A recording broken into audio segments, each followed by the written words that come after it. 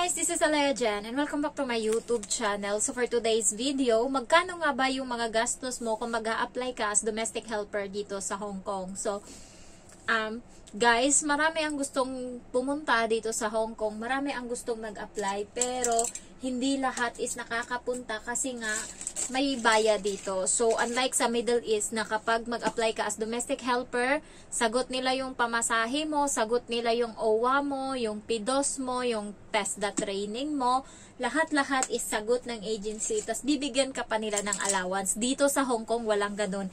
Ikaw ang magpapalabas ng pera. And by the way, meron akong isang subscriber na nagtanong na kapag nag-apply ba dito sa Hong Kong is meron daw bang tulugan or may binibigay ba yung agency na accommodation. So guys, wala. Kahit nga yung pa-flight na kami papunta dito sa Hong Kong, yung agency is walang binigay na tulugan bago yung flight. So, yung nag-apply na galing Mindanao, so flight na nila, wala silang matulugan, sinama ko sila sa bahay. Doon kami natulog bago yung flight namin pa Manila. So, walang naghatid sa amin sa airport, kami na lang pumunta. So, ang binigay lang sa amin lahat ng passport and everything ngayong hapon sa amin. Tapos na lahat, binigay na din yung sobra sa pera ko kasi ni-refund nila yung yung may ni-refund sila doon sa akin kasi parang deposit yun. So, binalik nila yung sobra sa pera ko and then, yun, dala na namin yung document namin, umuwi kami ng bahay kasama yung dalawa na taga Cebu at taga Mindanao and then doon kami natulog, tas punta na kami sa airport, walang naghatid. Hindi katulad sa mga nag-a-apply galing papuntang Middle East, hinahatid yan sila sa airport, meron pa silang mga damit na binibigay na para uniform sila sa picture, ganyan. So sa amin dito walang ganun. Kaya magkano nga ba yung gagastusin mo kapag domestic helpers sa Hong Kong yung a-applyan mo? So depende kung magkano or depende. Iba-iba kasi ng singil yung agency. Pero yung sa akin is mura, 15,000 lang. Lahat na yon, hindi kasama doon yung pagkain tsaka mga pamasahe ko kung saan-saan ako nagpunta, kung ano-ano yung kinain ko, wala. Ang nakasama lang doon is yung mga ginastos ko sa pag-process ng papel, mga kung ano-ano na. So, 15,000 yung sa akin, yung iba is umaabot ng 40,000, yung iba is umaabot ng, yung kaibigan ko, ay yung kapatid ko, siningil siya ng 40,000, ano na yon, kasama na lahat-lahat sa kanya. So, kung hindi niya daw kayang bayaran is, meron daw silang bangko na papautangin yung kapatid ko. Ayan, so parang loan siya. So, sa Bacolod yun na agency niya. Pero hindi niya pinatos. Kaya bumalik siya sa Kuwait. Kasi nga, kapag nag-antay pa siya dito sa Hong Kong, matagal pa siya bago makaalis. Hindi niya alam kung ano yung mararanasan niya dito. Kaya bumalik siya sa amo niya dun sa Kuwait. So, kaya yung iba, bumabalik na lang sa Middle East kasi nga, mabusisi, magastos, tapos sayang sa oras pag nag-a-apply sa Hong Kong. Kaya, yun, medyo konti lang talaga sa probinsya namin yung nag-Hong Kong. Parang 3 lang ata kami. Yan. Kasi nga, medyo matrabaho siya. So, yung nagastos ko sa aking medical is 5,000. Isang beses lang ako nag-medical, guys. Kasi, sa loob ng 3 buwan, pag nagpa-medical ka, ang valid lang is sa loob ng 3 buwan.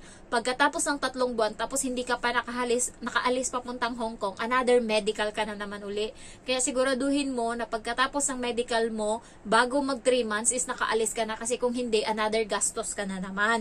Yun. Kaya yung iba is nadodoble, tagda 2 beses sila nagpapa-medical. Ako isang beses lang, kaya 5,000 lang yung nagastos ko. Kasi yung agency ko, hindi muna ako pinag-medical hanggat wala akong amo. So, yun yung kagandahan. Yung iba kasi, kahit wala pa silang amo, is pinapa-medical na sila. Okay naman yun. Kasi, ang ganong style ng agency is para malaman nila kung may sakit ka o wala. Para pag may sakit ka, tigil na agad. Hindi na sila magsasayang ng oras na hanapan ka ng amo, ganyan.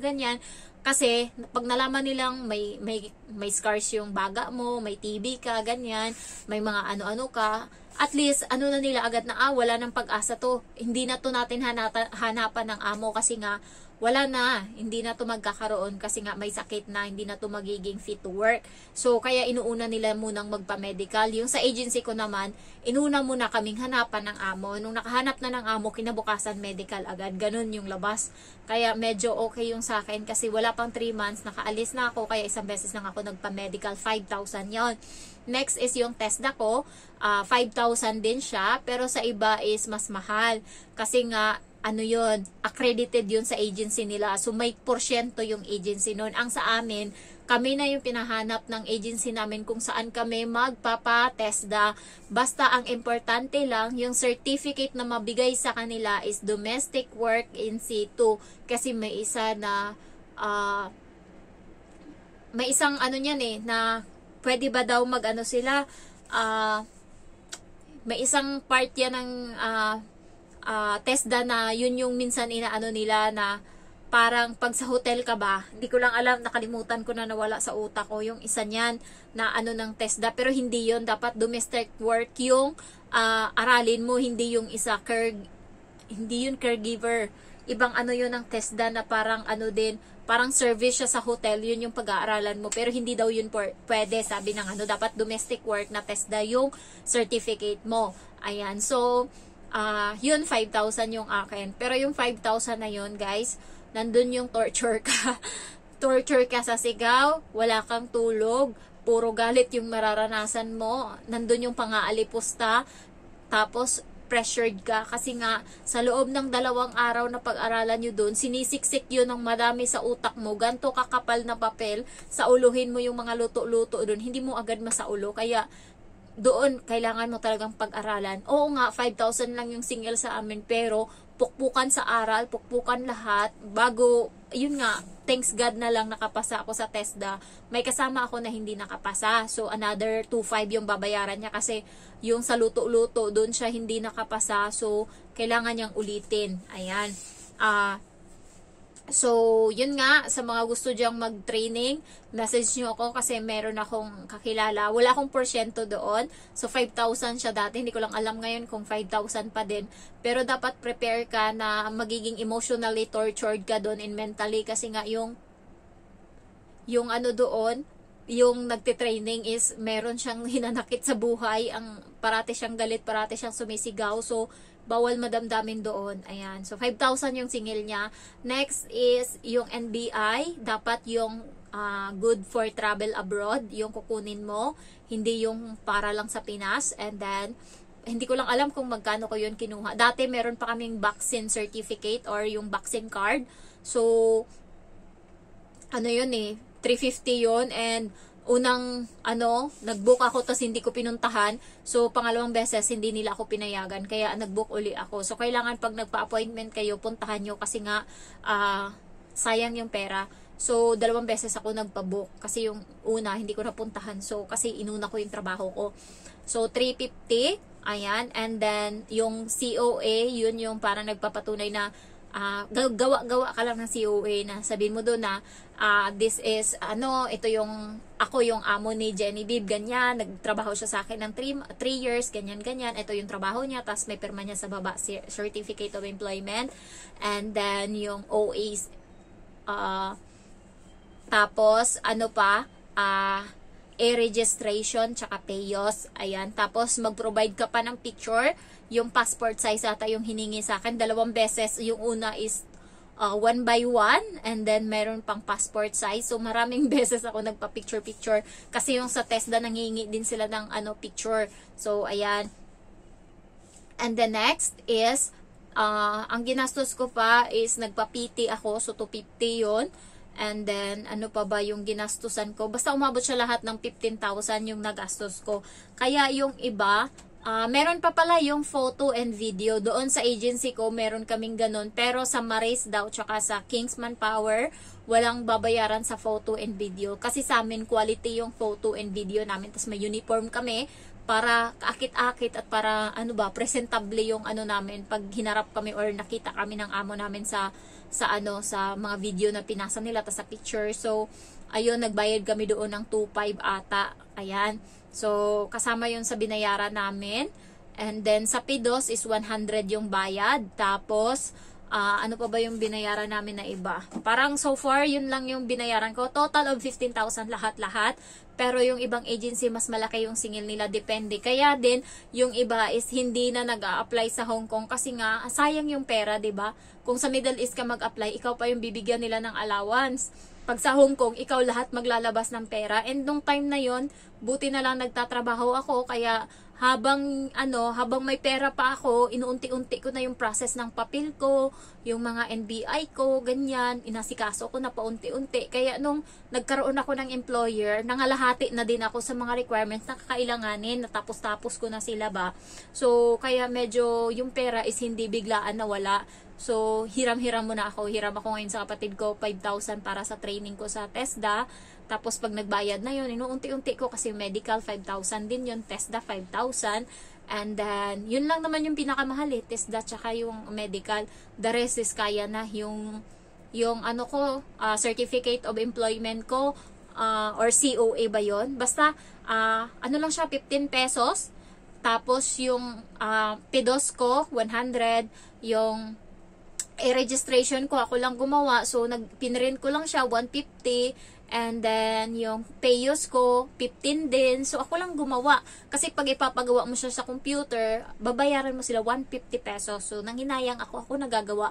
Sa cellphone, kung gusto nyong, pag yun yung binigay sa'yo na requirements, kailangan manood ka sa YouTube kung paano yun gawin. Merong mga tutorial sa YouTube, guys. Hindi kayo mawawala kung paano gawin yung Certificate of Employment, payos, registration, yun, in-step by step ko lang para hindi ako magbayad ng mahal na 150, tatlong papel yun. So, abot din yun ng 450. Pero pag ako lang gumawa, edi 45 pesos lang. So, dapat maging kayo, habang nasa trabaho ako, nagkakalikot ako ng cellphone, error by error, ganyan, hanggang sa na-perfect ko siya. So, at least, nang hinayang kasi ako sa gumastos-gastos lang ako sa pagkain, ganyan. Tapos, pamasahe. Buti na lang kamo, gamay ko yung Maynila kasi diyan ako nag-apply, tas diyan din ako diyan na ako nagtrabaho. So, hindi na ako sumasakay ng taxi, ganyan. Puro jeep lang ako, lakad, lakad, ganyan. So, mas nakatipid ako. So, ayun lang guys. Mas mahirap lang talaga mag-apply pag taga-probinsya ka, lalo yung mga taga-Batangas, Cavite. Yun yung mga kasama ko sa pag-apply kasi mahirap. Ang dami mong pagdadaanan, tas pagdating doon sa agency, hindi ka matanggap, nakakapanghina. Yung isa nga, nagbenta pa ng kalabaw para makapag-apply, tapos hindi pa sila nakatulog kasi sa biyahe, aga nilang umalis. Tapos pag ang ending, hanggang gabi sila doon, pero hindi pa rin sila natanggap. Yun yung pinakamasakit sa lahat. Kaya habang tinitignan ko sila na kinakabahan, tas nagsasaulo, sabi ko sa sarili ko, napakaswerte ko.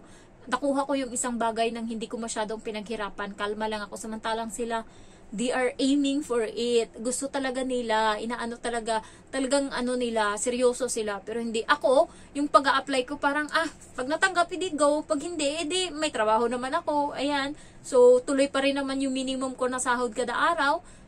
Pero, thankful ako. Tapos yung papa ko ngayon may sakit, guys. Nakita siya kanina ng mama ko na nakahiga na doon sa CR. Buti na lang kamo, nakita siya kaagad ng mama ko. Sobra na daw, itim ng bibig niya. Tapos, inano siya kaagad ng mama ko dito kasi nakaganto na siya doon sa may toilet bowl, nakahilata na siya. Tapos, ngayon hindi na makalakad yung papa ko. Ang isa niya lang wish sa akin, nung nag-usap kami, nung okay pa siya pag uwi ko, gusto niya lang talaga mapaayos ko yung bahay. Tapos, yun yung pinaka-proud niya ngayon. Sabi niya, okay na ako kahit mamatay ako kasi nakahiga na daw siya sa bahay na pinagawa ko. Alam niya daw na stable na yung mama ko. So, sabi niya, okay na daw siya. Sabi niya nga, baka hindi na daw siya magtagal. So, inuuto na lang siya ng mama ko kasi ako yung pinaka-favorite niya sa lahat ng mga niya. Sabi na, uuwi pa yun siya. Antayin mo, di ba? Uuwi siya sa April. Sabi niya, antayin mo siya. Sabi niya, tapos kakain tayo sa labas. Sabi niya, tapos gagala tayo. Sabi niya ganun. Sabi ng mama ko, oo. Kaya parang naiyak ako kanina. Nag-enjoy ako kanina. Kakalakad sa labas kasi day off ko. Tapos biglang tumawag yung mama ko, umiiyak. Wala na, umuwi na ako sa bahay agad-agad. Namutla ako. Tapos yun, nakausap ko. Sabi ko, anuhin mo pa, antayin mo ako. Kasi, kakain pa tayo ng madami. Sabi ko, bibili pa tayo ng maraming pagkain. Sabi ko, ganun sa kanya.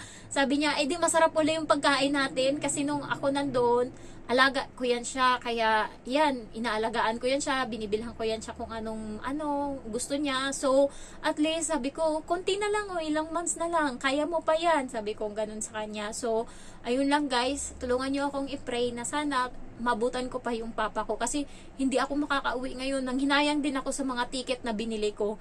May ticket na kami mula dito sa Hong Kong papuntang Vietnam, Vietnam papuntang Malaysia, Malaysia papuntang Singapore, Singapore papuntang Pinas, sa papuntang Maynila, Maynila papuntang Bacolod. So, ang dami ko ng ticket and lahat yun hindi biro yung mga presyo nun kasi nga Holy Week yun eh. Mahal yung ticket sa atin kapag anong summer tas Holy Week. Kaya sana lang talaga umabot pa yung papa ko kasi siguro kapag namatay siya na hindi pa umabot ng April, hindi ako makakauwi. Hindi ko kayang isakripisyo lahat ng ng meron nabili na kasi wala na talaga. At least bago siya lumisan kung mangyari man yon, wag naman sana nabigay ko na lahat ng gusto ng papa ko, naranasan niya na lahat, basta nabigay ko na lahat, hindi na siya magsisisi kasi lahat-lahat na, ayan, so at least kahit papano nakabawi ako sa lahat ng mga inano niya sa akin dati, pinaaral niya ako, ganyan, pinakain, at least lahat yon nabalik ko na sa kanya. So, thank you guys for watching and I love you all, bye-bye.